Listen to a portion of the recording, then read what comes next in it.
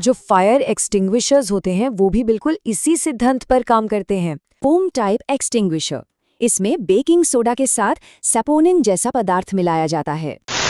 नमस्ते, कभी सोचा है कि आग के पीछे का विज्ञान क्या है? आज हम इसी कमाल की रासायनिक प्रक्रिया को समझने जा रहे हैं जो हमें रोशनी और गर्मी देती है। तो चलिए शुरुआत करते हैं एक बहुत ही बुनियादी सवाल से कि जब कोई चीज़ जलती है तो आखिर होता क्या है। इस पूरी प्रक्रिया को अच्छे से समझने के लिए हम इसे इन 5 हिस्सों में देखेंगे। पहले दहन की मूल बातें, फिर जलने के अलग अलग प्रकार, ज्वाला पर नियंत्रण करना, फिर ज्वाला के बारे में सब कुछ, और आखिर में ईंधन की शक्ति। ठीक है, तो शुरू करते हैं पहले हिस्से से और सबसे पहले ये समझते हैं कि ये दहन, जिसे हम कंबस्शन भी कहते हैं, आखिर होता क्या है। देखिए, दहन एक केमिकल प्रोसेस है। इसमें कोई भी पदार्थ ऑक्सीजन के साथ रिएक्ट करता है और गर्मी और रोशनी पैदा करता है। और यही गर्मी और रोशनी तो आग है जिसे हम देखते हैं, महसूस करते हैं। इसे समझने के लिए 2 बढ़िया उदाहरण हैं। पहला है मैग्नीशियम का। जब मैग्नीशियम ऑक्सीजन के साथ जलता है तो बनता है मैग्नीशियम ऑक्साइड और साथ में निकलती है ढेर सारी गर्मी और रोशनी। ठीक वैसे ही जो मीथेन गैस हम घरों में इस्तेमाल करते हैं वो जलने पर कार्बन डाइऑक्साइड और पानी बनाती है और साथ में निकलती है एनर्जी। तो दहनशील पदार्थ क्या होते हैं? अरे बहुत सिंपल है। कोई भी चीज जो हवा में जल सकती है उसे ही हम दहनशील पदार्थ कहते हैं। जैसे कि कोयला, लकड़ी, डीजल, पेट्रोल, ये सब इसके बहुत आम उदाहरण हैं। हम इन्हें ऊर्जा के लिए इस्तेमाल करते ही हैं क्योंकि ये आसानी से जल जाते हैं। अब एक बहुत ही जरूरी कॉन्सेप्ट आता है, अग्नि त्रिकोण। मतलब आग लगने और उसे जलते रहने के लिए 3 चीजें चाहिए ही चाहिए। पहली, ईंधन यानी कोई जलने वाली चीज। दूसरी, हवा जिसमें से ऑक्सीजन मिलती है। और तीसरी, गर्मी। अच्छा, एक और टर्म है ज्वलन ताप या इग्निशन टेम्परेचर। ये वो सबसे कम तापमान है जिस पर कोई चीज आग पकड़ लेती है। मतलब कोई भी पदार्थ तब तक नहीं जलेगा जब तक वो अपने इग्निशन टेम्परेचर तक गर्म ना हो जाए। अब कुछ चीजें ऐसी होती हैं जिनका इग्निशन टेम्परेचर बहुत ही कम होता है, जैसे पेट्रोल, अल्कोहल, एलपीजी। इन्हें हम ज्वलनशील पदार्थ कहते हैं। और क्योंकि इनका ज्वलन ताप इतना कम है, ये जरा सी चिंगारी से भी भड़क उठते हैं। इसीलिए इन्हें बहुत संभाल कर रखना पड़ता है। चलिए अब आगे बढ़ते हैं और देखते हैं जलने के अलग अलग प्रकार। क्योंकि हाँ, हर दहन एक जैसा नहीं होता।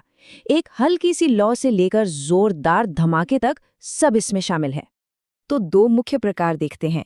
एक है तीव्र दहन, इसमें कोई गैस बहुत तेजी से जलती है और गर्मी, रोशनी देती है, जैसे हमारे घर की एलपीजी। और दूसरा है स्वतः दहन। इसमें कोई चीज बिना बाहर से गर्मी दिए अचानक खुद ब खुद जल उठती है, जैसे कमरे के तापमान पर फास्फोरस का जलना या कोयले की खदानों में कोयले की धूल का भड़कना। और फिर आता है एक और प्रकार, विस्फोट यानी एक्सप्लोजन। ये दहन का वो रूप है जिसमें बहुत ही ज्यादा मात्रा में गर्मी, रोशनी और आवाज पैदा होती है, वो भी अचानक। सोचिए पटाखे या बम, ये सब विस्फोट के ही उदाहरण हैं। तो अब जब हम ये समझ गए हैं कि आग लगती कैसे है, तो ये समझना भी जरूरी है कि इसे काबू में कैसे करें, यानी आग को कंट्रोल करने का विज्ञान क्या है। तो सवाल ये है कि आग पर काबू पाया कैसे जाए। जवाब छिपा है उसी अग्नि त्रिकोण में जिसके बारे में हमने बात की थी। हमें बस उस त्रिकोण को तोड़ना है। त्रिकोण तोड़ने के 3 तरीके हैं। या तो ईंधन को ही हटा दो, जलने के लिए कुछ बचेगा ही नहीं, या फिर हवा की सप्लाई काट दो, मतलब ऑक्सीजन बंद कर दो, और तीसरा, तापमान को इतना कम कर दो कि वो इग्निशन टेम्परेचर से नीचे चला जाए। इन तीनों में से कोई भी एक काम कर दिया तो आग बुझ जाएगी। और जानते हैं, जो फायर एक्सटिंग्विशर्स होते हैं वो भी बिल्कुल इसी सिद्धांत पर काम करते हैं। वो या तो हवा की सप्लाई काटते हैं, या ईंधन को ठंडा करते हैं, या फिर दोनों काम एक साथ करते हैं। चलिए कुछ आम तरह के एक्सटिंग्विशर्स के पीछे की केमिस्ट्री देखते हैं। पहला है ड्राई पाउडर एक्सटिंग्विशर। इसमें होता है बेकिंग सोडा। जब ये गर्मी के संपर्क में आता है तो ये टूटकर कार्बन डाइऑक्साइड गैस बनाता है, और ये CO2 गैस हवा से भारी होती है तो ये आग के ऊपर एक परत बना लेती है। ऑक्सीजन की सप्लाई कट और आग बुझ जाती है। दूसरा है सोडा एसिड एक्सटिंग्विशर। इसमें बेकिंग सोडा और सल्फ्यूरिक एसिड को मिलाया जाता है। इन दोनों के बीच केमिकल रिएक्शन से भी कार्बन डाइऑक्साइड गैस ही बनती है, जो फिर वही काम करती है, आग को बुझा देती है।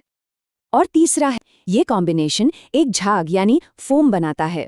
ये फोम खास तौर पर तेल से लगी आग पर बहुत असरदार होता है, क्योंकि ये तेल के ऊपर तैरकर ऑक्सीजन को रोक देता है। ठीक है, तो आग बुझाने की बात हो गई।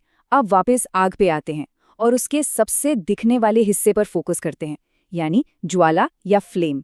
ये क्या होती है, कैसे बनती है, चलिए देखते हैं। तो ज्वाला है क्या? ये जलते हुए पदार्थ से निकलने वाली वो दिखने वाली भाप है।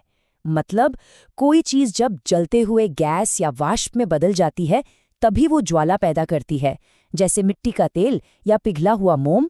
अगर हम एक मोमबत्ती की लौ को गौर से देखें तो हमें उसमें 3 अलग-अलग जोन दिखाई देंगे। सबसे अंदर का हिस्सा जो डार्क जोन है, उसके बाहर वाला पीला और चमकदार हिस्सा, और सबसे बाहर का हिस्सा जो हल्का नीला होता है और सबसे गर्म होता है।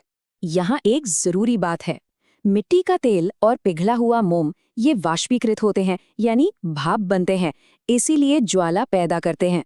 लेकिन लकड़ी या चारकोल ये वाष्पीकृत नहीं होते, इसलिए ये बिना ज्वाला के बस दहकते हुए जलते हैं।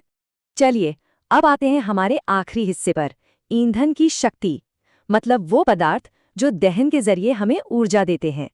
तो ईंधन या फ्यूल क्या है? ये कोई भी ऐसा पदार्थ है जो हवा में जलकर गर्मी पैदा करे और पीछे कोई बेकार का उप उत्पाद ना छोड़े। लकड़ी, कोयला, पेट्रोल ये सब ईंधन ही तो हैं। अब हर ईंधन की अपनी एक ताकत होती है। इसे हम मापते हैं ऊष्मीय मान या कैलोरीफिक वैल्यू से। इसका मतलब है कि 1 किलो ईंधन को पूरी तरह जलाने पर कितनी ऊष्मीय ऊर्जा निकलेगी, और इसकी इकाई होती है किलो जूल प्रति किलोग्राम, यानी kJ/kg। तो एक आदर्श ईंधन कैसा होना चाहिए? भाई वो आसानी से मिल जाना चाहिए, सस्ता होना चाहिए, मध्यम दर पर आराम से जलना चाहिए, ढेर सारी गर्मी पैदा करे, और सबसे जरूरी, जलने के बाद कोई हानिकारक चीज न छोड़े।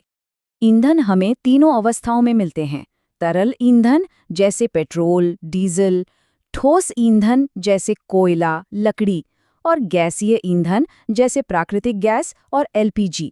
लेकिन इन सब में एक ईंधन ऐसा है जिसे भविष्य का ईंधन कहा जाता है, हाइड्रोजन। क्यों?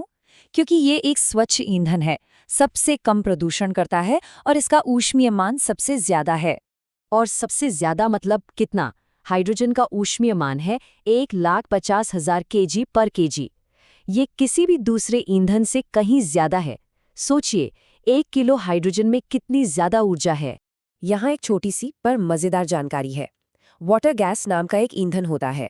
ये कार्बन मोनोऑक्साइड और हाइड्रोजन का मिश्रण है, और इसे बनाया जाता है लाल गर्म कोक के ऊपर से भाप गुजारकर।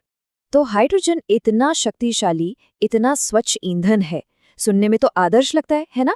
तो फिर क्या वजह है कि हम इसे अपनी दुनिया को चलाने के लिए बड़े पैमाने पर इस्तेमाल नहीं कर पा रहे हैं?